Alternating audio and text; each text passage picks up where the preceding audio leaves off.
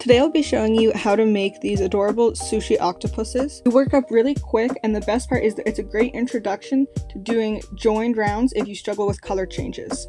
So let's get started.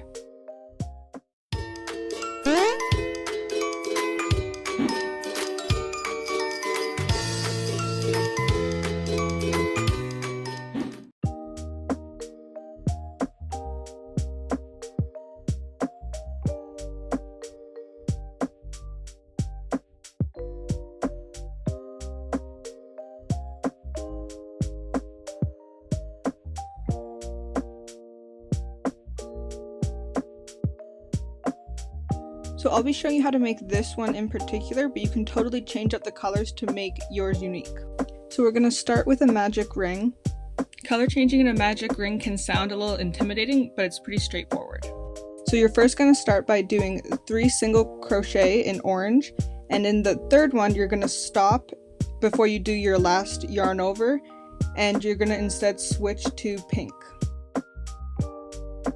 For this first round, you can just sort of push the tail end of the other colors away. So now you're doing 3 single crochet in pink, and in that last single crochet, instead of the final yarn over, you're going to switch to green.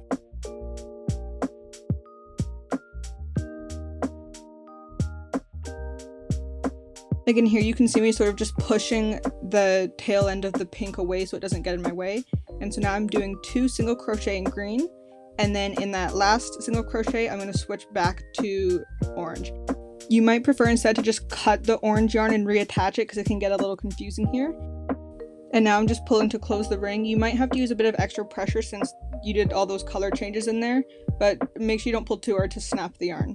And this is what it looks like at the end of round 1. I'm going to be doing this pattern in joined rounds. What that means is that at the beginning of each round going forward, I'm going to do a slip stitch and a chain 1. The chain 1 and slip stitch do not count towards the stitch count. I like using joined rounds for this pattern because it's a new technique for many beginners, and it's a great way for beginners to have more even looking rounds if they struggle with seamless color changing. If you're confident in your color changing abilities, or if this just sounds a bit too confusing for you, you can just ignore the slip stitch and chain 1 of each round and just do everything else. So here you'll see I'm going to do a slip stitch into that first stitch, and you want it to be very tight. And then I'm doing a chain 1, and now the first stitch of this round I'm doing in that same stitch I did the slip stitch. You'll notice I am putting a stitch marker in the stitch I just made to show that that is where I will be doing my slip stitch next round. So you'll notice I put an increase in that first stitch, and then I'm going to do 2 more increases, and in that third increase I'm going to switch to pink. Now I'm going to do an increase in the next 3 stitches in pink.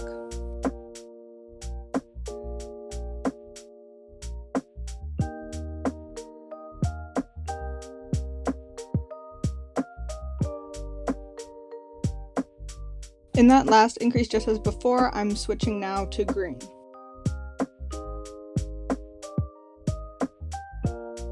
I'm now going to do 2 increases in green, and in that second increase at the very end I'm going to switch to white.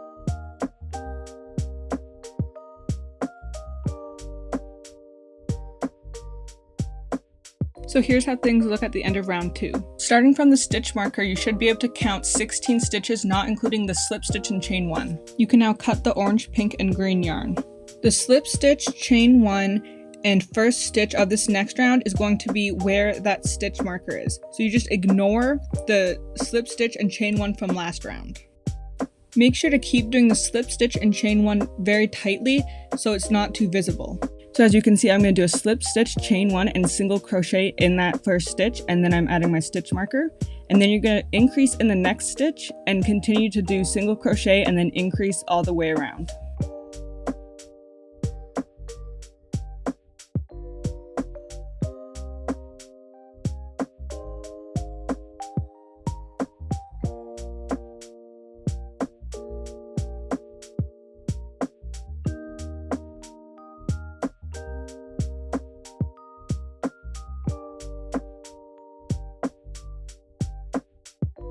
In the last stitch of the round, you're going to switch to dark green. You can also cut off the white yarn now. At the end of round 3, you should now have 24 stitches, not including the slip stitch and chain 1. For the next 5 rounds, you're going to single crochet all around, but don't forget to slip stitch and chain 1 at the beginning of each round. I'm going to speed through these rounds, but I'll pop in at the beginning of each round to make sure you're on track.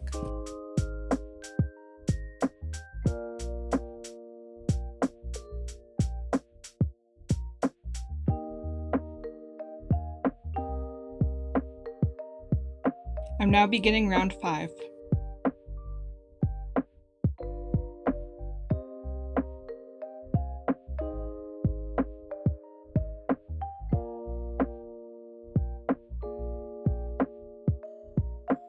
Now I'm going into round 6.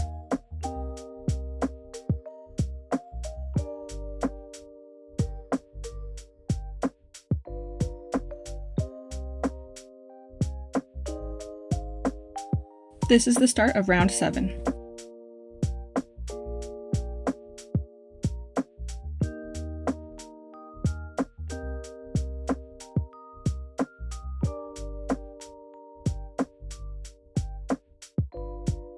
We are now starting round 8.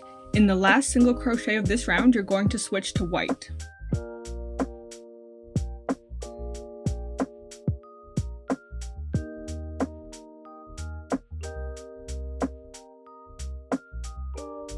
You can now add your safety eyes between rounds 6 and 7. Here I did them 3 stitches apart, but you can just experiment and do 2 or 4 stitches apart, whatever you like.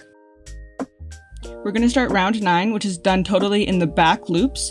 So as you can see here, I am slip stitching, but only through the loop that's further away from me. And then I'm going to chain 1, and I'm going to start a decrease in that stitch and go into the back loop of the next stitch to finish it off. I'm going to add my stitch marker in that decrease and then continue to decrease all around in the back loops only.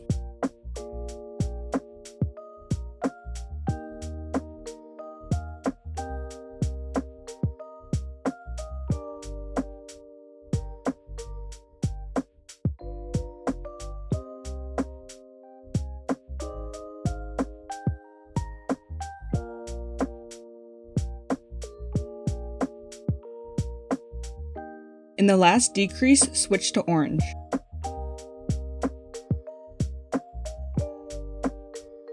This is what it looks like at the end of round 9. You should have 12 stitches. You can now cut your green and white yarn and stuff firmly.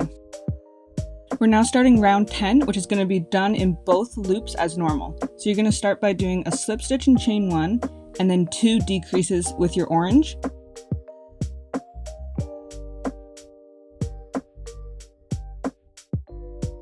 As you're finishing up that second decrease, switch to pink.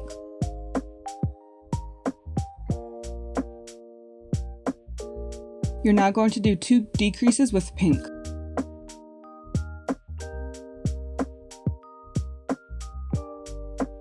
When you're finishing up that second decrease, switch to green.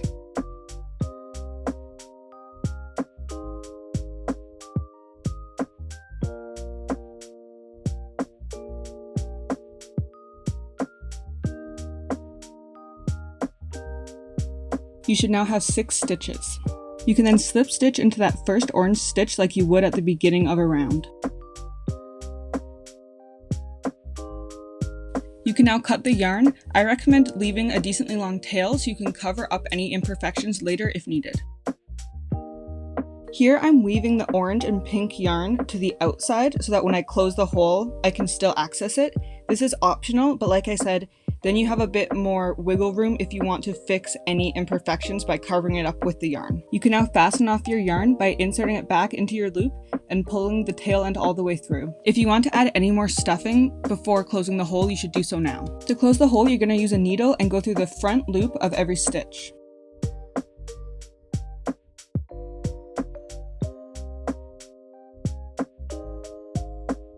Then you can pull tightly to close the hole. If you look closely, you can see some green yarn sticking through the pink and some pink yarn sticking through the orange.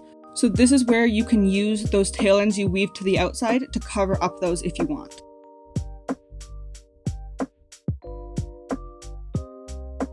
You can now weave in these ends. I like to put 2 into the same stitch and then double or triple knot it to secure it a bit more, and then weaving it into another stitch to hide the tail. We are now going to do the tentacles. These will be worked in the front loops left over. I'm pointing them out here just so you know exactly where you want to work into. To start, make a slip knot with your dark green yarn. Insert your hook into any front loop, the placement doesn't really matter, and then put the slip knot on the hook and pull it through the front loop to attach it. In the next stitch, you're going to place 5 half double crochets.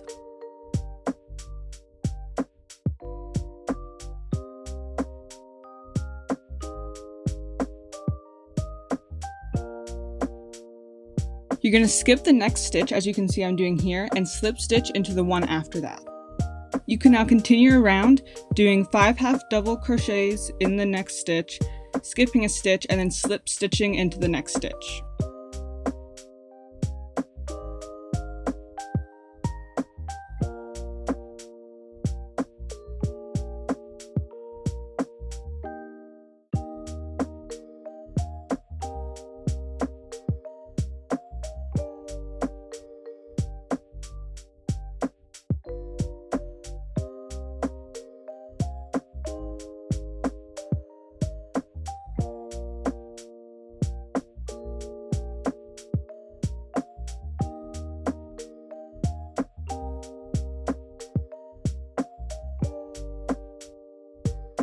Once you're done, slip stitch back into the front loop of the first stitch. You can now cut the yarn and fasten off. You can now weave in these last 2 ends. And there you go, your sushi octopus is complete. Thank you so much for watching.